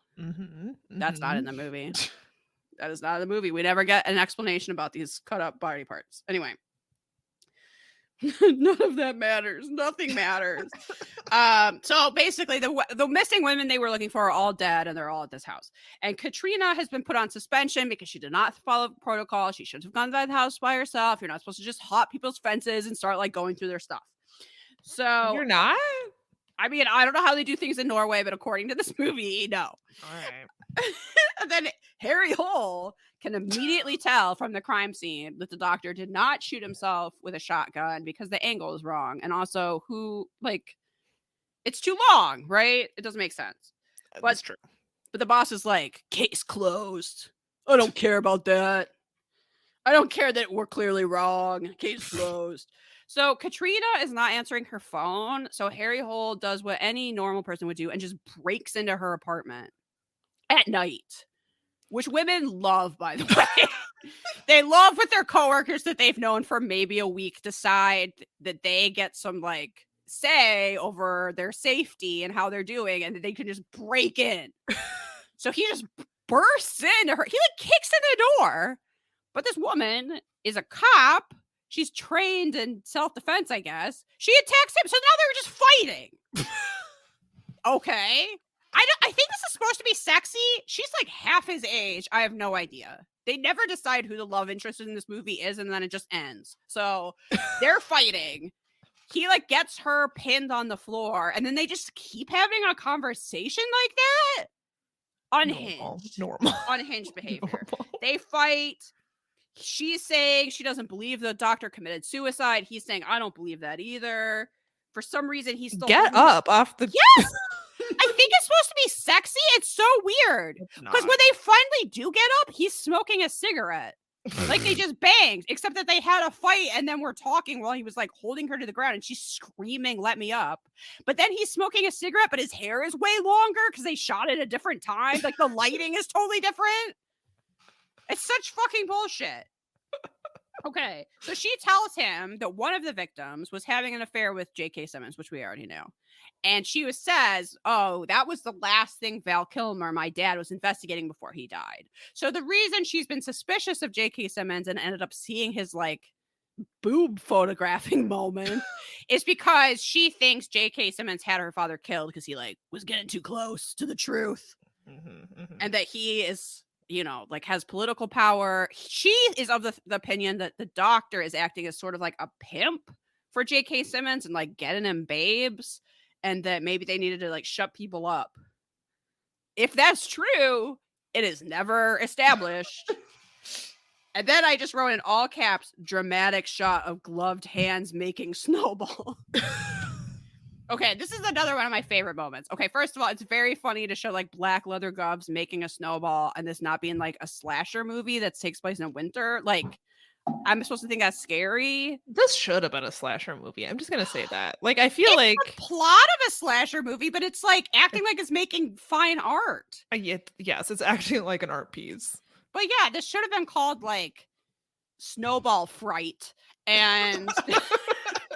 And yeah, but taking place in like a college dorm. I would have forgiven a lot of this shit if it was like unapologetically bad. You know what I mean? Like a slasher movie. Yeah. In a way, it's more fascinating because it's like they tried, but then just failed so miserably that I can't even figure out what happened. That I'm just like, but how do you not shoot 10% of your script? Like, how does that even happen? I'm so confused. Okay, this is also one of my favorite moments. This, again, what does this have to do with anything? Katrina is walking down the street. Where? But she passes a snowman that's like a different style snowman. It's almost creepier than the creepy snowman. It has like really big, black, like coaly eyes. Like someone put like black coal dust and made two circular eyes that are too big, right? And she just sees a snowman. I don't even think she knows about the notes because I'm not convinced that Harry Hole has provided any communication to anyone. We haven't seen him communicate anything to anyone. No. I don't know that she knows that his snowmen are important in any way. I don't know that he told his boss about the notes. It's all very confusing. But anyway, she passes a snowman. She walks by it. And you go, oh, that's not the same kind of snowman. But then the camera pans to the back. And on the backside is a hidden second snowman face. It is the creepy kind that you're supposed to be afraid of. Why is that snowman there? It's not by a crime scene. It's just on the street. They know that she was going to be walking by that random street. Is this killer just everywhere in all of Oslo? I get the impression it's a big place. I'm very confused. Okay. But also that second creepy snowman that's like the conjoined twin on the back doesn't have a coffee bean mouth. So fuck me, I guess. None of this has anything to do with anything. So okay, Harry Hole is at his mold apartment listening to music and breathing in more mold when his ex just shows up and is like, oh, my son Oleg ran away again. Well, also he's at his friend's house. He's fine. She's kind of just like made up an excuse. What? She's clearly made up an excuse just because she wanted to come over. Because we saw her earlier. I didn't even write it down because it was like less than a second. The scene of her being like, "Where is my son?" Because he had ran away. Oh, I know where my son is. He's at his friend's house. But by the time she gets to Harry Hole's apartment, she's like already figured it out, like off screen, I guess. So she just comes over and he's like, "Oh, he ran away, but also he's fine. How about I just like hang out in your mold apartment?" And it turns out that he's mad because he doesn't want to move away with a new boyfriend, Matthias. And then she tells Harry Hole that she misses him, which is honestly truly baffling. Like, maybe it's not working out with this doctor guy, but just like find someone else. It does not need to be Harry Hole. He doesn't even like speak. What is to miss? His constant smoking, like passing out in a ditch, his mold apartment. The only thing he's done well is like kind of care about her kid, but in the like most deadbeat dad way where he forgot the camping trip. Like he managed to make it to the hockey game. He took him out for like angry ice creams and a bad concert. Like he made like the most like low bar half effort, but then has done nothing else. And she's just like, "Oh, I miss you." Why, lady? Get it together. Discuss that with your therapist. Okay, so now we see Katrina at yet another rich person event about whether or not Norway is going to have the World Cup. And I was like, oh my God, I do not care. Have it or don't. Like, who cares? But J.K. Simmons is supposed to like give this speech about it. So she dresses up like a babe and then goes to hit on him. And he takes her picture of her face in this really creepy way where it's like way too close. He like snaps the flash like right in her face and is given a key to his room because they're going to like bone later, right? She's supposed to go wait in the room. So now Harry Hole is on the floor of his fucking mold apartment and is being straddled by his ex and maybe he's not into it. I don't really get what happens. They're like kind of about to bone, right? They're like making out or whatever. Maybe he's like not hard. For some reason, erectile dysfunction from the mold, from the Stachypotris. Oh my. Okay, because what happens is she's straddling him. They seem like they're gonna bone, but then she just suddenly gets up and turns off his music and acts like she's gonna leave. And I was get it up. Poor Harry Hole. I was kind of like, give it a minute. That's rude. Wow. Okay. No, she's been through this before. She knows. Yeah, I guess. She was like, and again, you know, cocaine dick with Harry Hole. But is that really? I don't know. Whatever. She's like gonna leave. She's like, okay, I clearly came here to bone you, but I'm not going to. And that's when she gets a call from her actual boyfriend, and he's like kind of mad that she's over at Harry Hole place, which. Fair enough. She's like trying to cheat on him. But then she sees the prescription in Harry Hole's bathroom is from her current boyfriend and she's like pissed. And I think really it's just making her think about her own shitty behavior. But she's like, how dare you go to my boyfriend and get this prescription? And it was kind of like, he's like, what? Wasn't even my idea. Like, why are you mad? Oh, bitches be crazy. So then Katrina, meanwhile, is hiding her police tablet in the room where she's supposed to be boning J.K. Simmons to like, I don't know, catch a confession or something. But while she's waiting on the bed, we hear a weird wire noise like this. And it's that gadget. Oh no. That I can't refer to by name because it is not real. That is very frustrating to me. The amount of frustration you have towards that thing not being real is, I don't know why that's funny to me, but it is. I think it's like, I wish I could say like, and then he picks up the blah blah, but I can't. The wire cutty thing.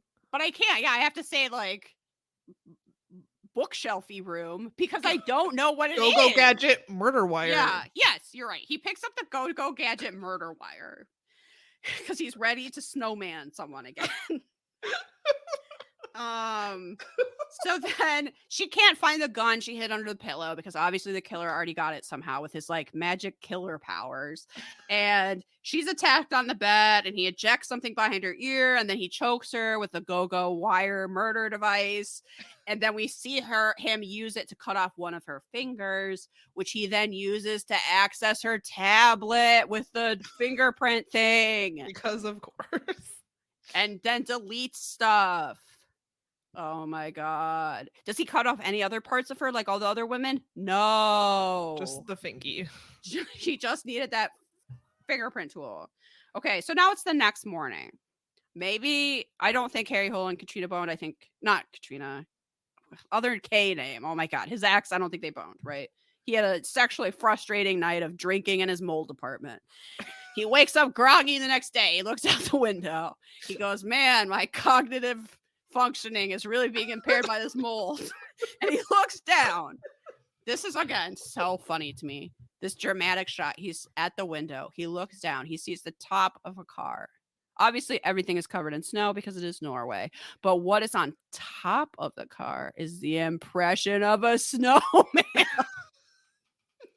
Oh no! Not a snowman, the worst possible type of man.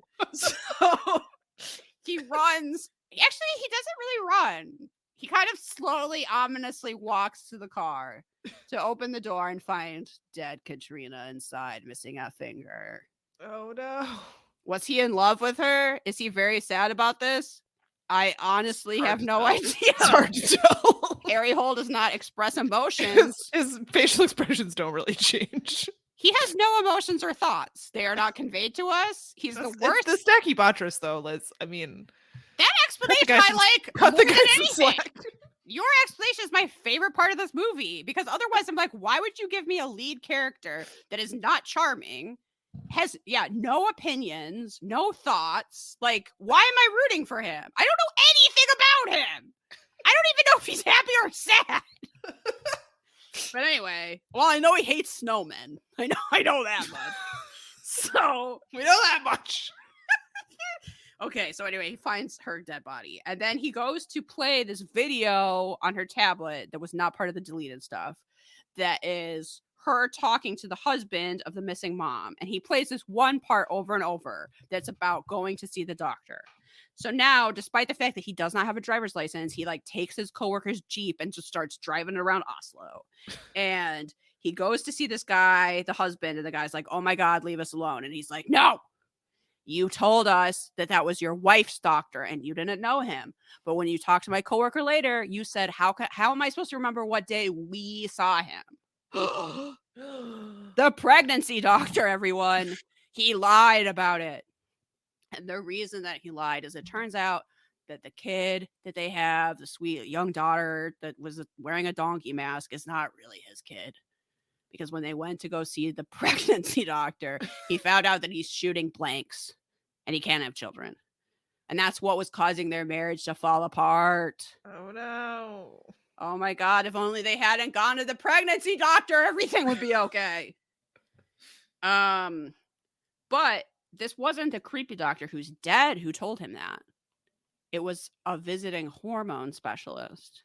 And what I forgot to tell you earlier is that when Harry Hole bumped into his ex's new boyfriend on the train, he was going to a convention about hormones. You know, the hormone convention. Yes. Even though he's a plastic surgeon, he knows a lot about hormones. Okay? That's important and boring.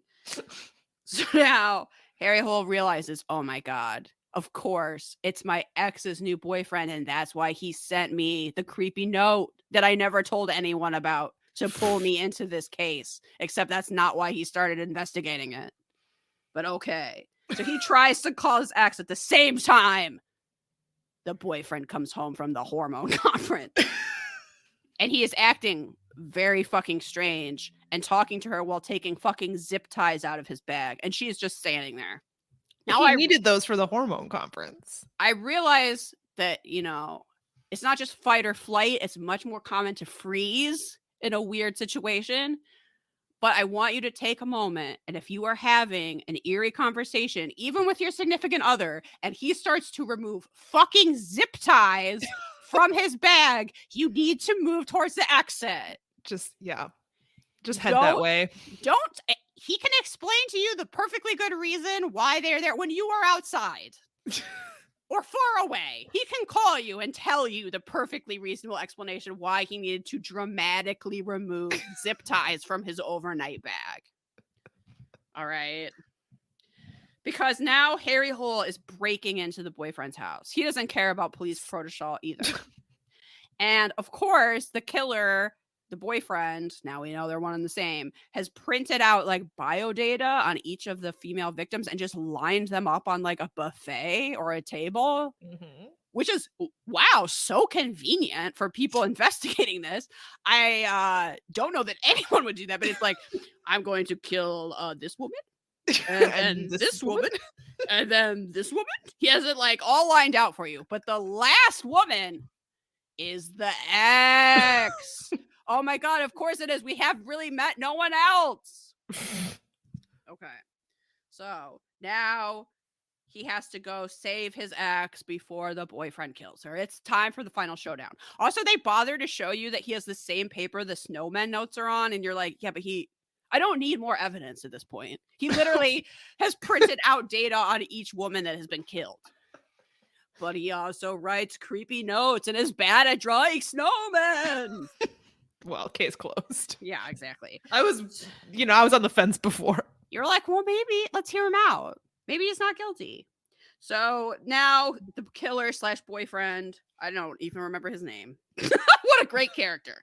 He's picking up Oleg from school. And he's acting kind of weird. And he tells Oleg, like, it's okay. I didn't know who my father was either. And Harry Hole starts following them. And they're going to this, like, cabin or whatever that this guy has that they were going to move to that Oleg got mad about and ran away. Did I get that the first time I watched this movie? No. Because it's not established well, like anything. Okay, this is when we learn the most confusing fact of this movie. The boy at the beginning of the movie is the boyfriend. It's not Harry Hole. I can't really even. So he's sort of how annoying that is. So it's also a little misleading because he's acting like he never met his father, but he did. He called him Uncle Jonas and he came over every Tuesday and he would quiz him about Norwegian history. Did he know him well? No. Did he know him as a father? No. Was he a total asshole? Yes. But he didn't kind of know him. It makes no sense. It also doesn't make any sense why would he be that child? Like narratively in the story. We don't get to know him. I honestly know can't nothing remember his about name. him. He writes a prescription. He's kind of nice to his girlfriend's ex-boyfriend on a bus, like on a train, and also hates snow. I don't know. That's not a. Why does he hate snow? Because of that. Because his mom fell into a frozen died in ice. He could just as easily hate water. I guess snow is water. I want to see the movie I don't know. where he hates water, and every time it just turns out he has rabies. The first rain of the spring makes him kill. Well, it's because it makes no sense, Samantha. I don't know. I'll read the book and I will get back to this will probably happen in like 9 years. But eventually I will read the book and I will get back to everyone about the stuff they cut out that would have possibly made sense. But you have to read books 1 through 8 first. Oh my God. Okay. Give me 18 years. It's the only way. I'll get back to you. Okay. So that's when we find out, oh my God, it was actually the boyfriend, not Harry Hole. Who knows why Harry Hole's so messed up? So now he gets to this house. Katrina's finger is nailed to the door. Why? To be creepy. So he knows he's in the right place, I guess. Very helpful, honestly, because it could have just been an empty house. How does he know where this guy lives? How does he know the address of this place? I would like to know. But anyway, good thing it's a brilliant detective. He's so suddenly the mold fog has cleared. His brain is sharp as a tack. But anyway, he is at the right house. How he knew that, I have no idea. Because everyone is downstairs. Oleg and the ex are tied to chairs with duct tape on their mouths, and the boyfriend has the fucking go-go gadget wire thing around the mom's neck. And now he has some questions for Harry Hole. Similar to when he was getting quizzed as a child, you might say. And if he gets them wrong, he's going to make the wire tighter. But if he gets him right, it's going to make it looser. And I was like, oh my God, this could literally go on forever. What if he just keeps getting like one right, one wrong, one right, wrong? Like this movie could be another 9 hours long. Okay. But that's not what happens, thank Christ. The questions are very stupid things like, was it wrong for this woman to get an abortion? And you're kind of like, you didn't even know her. Why the fuck do you care? This is super weird. One of them is like, why are you and your ex not together anymore? And he was like, I did it for them, and that was wrong. But the correct answer was because I'm an alcoholic and I'm selfish, and I didn't have room for them in my life because I just like booze. And so that made the wire looser. And I was seriously like, this is going to go on forever. It's a wire. It's not a gun. Harry Hole could just pounce on him. I don't understand. But that would not be dramatic. Now would it? You're Samantha? right. Just make this movie end already. We're so close. Okay. So apparently this guy is bitter after seeing a picture of Harry Hole in the newspaper, like being decorated for some police thing that he did right, that who knows what that was. But he just like assumes this guy must have a perfect life and is mad about it. Which sleeps in ditches and lives in a mold infested house. Yeah, his life guy, you got to know him and his life sucks. Let it go. Also, I'm not clear if he started dating his ex just to get to Harry Hole or that's just a wild coincidence. Honestly, don't know. Okay, so now a fight ensues because fortunately this does end. And Harry Hole ends up getting his finger cut off with the go-go gadget wire. And he also gets stabbed in the leg with a fork. He's not that great at fighting, is my takeaway. So now the boyfriend is getting away and the ex is like, kill him! And I appreciate that. And oh my God, a creepy snowman is seriously like looking on as this happens.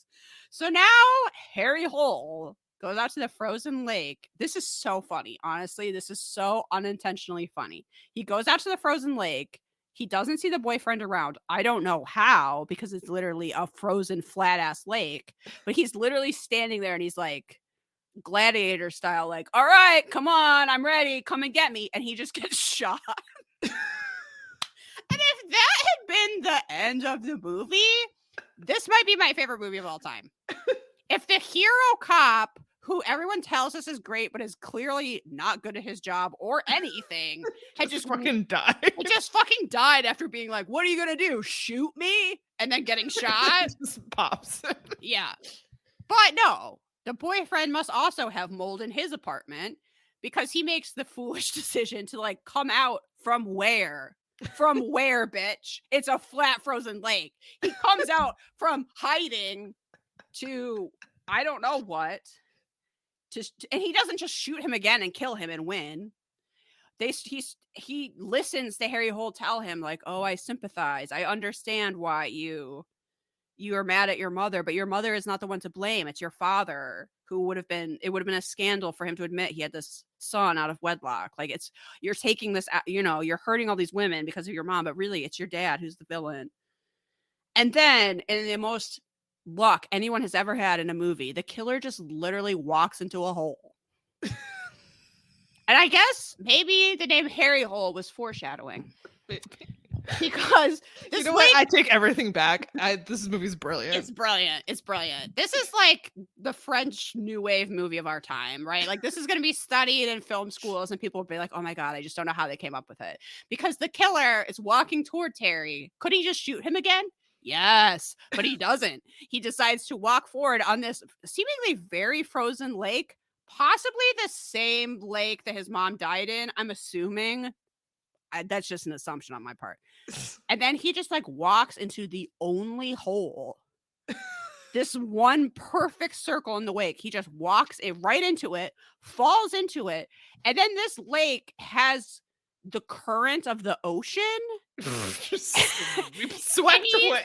We see his like CGI hand like reach up like, and he's just gushed. There, like presumably Harry Hole is an officer of the law. You might think, oh, he'll go to the hole, he'll save him. No, he can't because he's whooshed away to frozen lake land. He's gone. He's sucked into that hole and looks like a ghost for 5 seconds and he's gone. He's in the same watery grave as his mother. Right. It would be funny if like it was established why that hole was there. Like maybe someone was ice fishing. Really lucky that hole was there. Man, so lucky. Good job, Harry Hole, and your partner, just a hole in the ice. Okay, then Harry Hole manages to saunter back to the house. Now, okay, thank Christ, we only have one more scene. And it bugs me so much. So now Harry Hole is back at work. He has a metal finger, which he's tapping on a coffee mug. He's going to irritate the shit out of all of his coworkers for years. And there's going to be nothing they can do about it because a serial killer cut it off, right? So he's like, tap, tap, tap, tap, tap. And everybody's like, oh, I wish I could complain, but I can't. I'll look like such a jerk. But anyway, a new case has come up. And Harry Hole has turned his life around. He's not that drunk, passed out on a couch that he was. He's listening, he's attentive, and he's ready to take his next case. He must have moved to a new apartment. Yeah. He has a metal finger, and he has a new zest for life. And possibly, a new apartment. And maybe he got his dick up. We don't know. We'll never know. It almost is setting it up for a sequel, except there's no way anybody is waiting for like the next adventure of Harry Hole, unless it's like sexual. There's just no way anybody's like, what happened to the detective from the Snowman? Did he get all the clues? Could he have saved her? That didn't. Seriously, where were the clues in that fucking movie? Tell me. Why don't I get to see Chloe 70's leg get caught in a bear trap? I want to see that. I seriously was like trying to find deleted scenes for this movie, and I was mad I couldn't. So that's it. Probably listening to this podcast, you understand the plot of the Snowman better than most people who just watch anyone in the world. I'm pretty sure. You just took a master class on the Snowman. You're welcome. Your papers are due 2 weeks from today. Double spaced. Yeah, get in your theories. I want to hear about the Stachybotrys. I want to hear about why that hole was in the ice. I want to hear about what the hell J.K. Simmons was up to. What was he doing? Look, we have a lot of questions. Why was that never resolved in any way, even as a red herring? Why not? What is he doing? Why did he make that woman take a topless photo? There are women that will happily do that. Maybe you should take a photo of them. This is just mean. I hope you don't get the World Cup. Liz, honestly, you deserve a Nobel Peace Prize for taking notes on this movie. There were so many, and it took me quite a while, so thank you. Don't say I never did anything for this podcast. Because I sorted that out. My contribution to this month's Patreon episode was just being confused. I think you need, but if we we need that, because if it's just these notes, it might seem like it almost makes sense. And dear listener, it fucking does not. No, it makes no sense. I don't know. I still sit here sort of just feel dumb. Like you're right that this movie gaslights you. That's the real master of this movie, is that the tone of it is so serious that you assume it can't just be sloppy. You're like, I'm missing something. And it's like, no, it just sucks. But the like cameras and filters are so much nicer than a movie this crappy that you're like, it can't be that. This movie isn't called Snowball Fright, which it should have been. It absolutely should have been. The Snowman. Oh my god. Should we have a Patreon episode where we read that R.L. Stine book? Maybe we could do a book club episode or something. It's got to be so bad. Years ago, I tried to start, I probably have already said this, but I tried to start a Christopher Pike book club because I loved those books back in the day, which is they're essentially R.L. Stine books. They're like horror books for girls, for teenage girls. And I cannot tell you how much I loved those back in the day. And I honestly thought they were like profound. But then again, I was like 12. Yeah. So reading them as an adult, you go, holy shit, these are terrible. They barely make sense. They're clearly just stolen from like the plots of movies I hadn't seen yet. Right. And they're just awful. I was like, oh, that's really disappointing. I thought these were so good, but you know. Yeah. But I have a suspicion that the R.L. Stine book, The Snowman, is better than this movie, The Snowman. I mean, it's got to be. It would also make more sense to me if that was the actual source material, and they were like, no, it's based on a very successful Scandinavian book, and you're like, oh, serious, and it's like, no, it's based on an R.L. Stine book. Gotcha. Amazing. Okay. I'm not sure what we're going to talk about next month. It may be as unhinged as this. seems hard to believe that it could be. I think you need a break though. We should maybe do something a little bit Maybe lighter. we'll do Beyond Belief, or I would Oh, love yeah, to. that'd be I love fun. doing those. Yeah. I feel like there's a ton of. Oh, also Carnosaur, but taking the notes on Carnosaur is going to be almost as much work. It's gonna be just as bad. So let's maybe wait a month to do that. Because trying to sort that out is going to be equally. It's that meme of Charlie at the board, you know, like the conspiracy. That was me trying to figure out what the fuck is happening in this movie. Where it's like, okay, so if we see this character for 5 seconds, then that must be like, yeah. So it's not you, Samantha. And if anybody else watched The Snowman and didn't understand it, because that was the #1 movie on Netflix for like 2 weeks, which is so funny to me. If you watched it and you went, wow, that did not make sense. Is it because I'm high? Well, yes, but also the movie didn't make sense. It wasn't just that. What a life we lead, you know? Truly. What a road that's brought us here. As the snowmen look on. Oh no! So thank you for your money. This is what we did with it. I hope you feel good about your investment. Yeah. I don't even know what to say. I mean, that was. I'm going to end by saying I was disappointed that I didn't watch this until the spring, because I would love. Nothing would have been funnier to me than the day I saw this than to make a snowman that was looking into my house. Nothing. And maybe it'll still be funny by the time next winter comes, which is like, in August here. And I make that snowman with a coffee bean mouth looking into my window. We'll see. Somehow you have to surprise back with it. I don't know how you would do that, but he's got to be like taking the dogs out for a walk or something, and he opens the door to see. And it's literally a snowman. Woo! Yeah. That's my surprise noise, by the way, everyone. The snowman is like making that face like, oh no. No, it has the coffee bean. I'm going to waste the coffee beans making my coffee bean mouth on my snowman. Yes. Just looking into. What if I do it looking into your window? I drive all the way out to your house. I don't tell you I'm coming. I make the snowman looking into your house. I leave my snow prints. Don't melt somehow. Yeah. And then you're just like, you see it and you just go, fucking Liz. That was Liz. You're like, I'm not even scared. I'm just annoyed. Yeah. Who else? Yes. Bye, everyone. All right. Bye.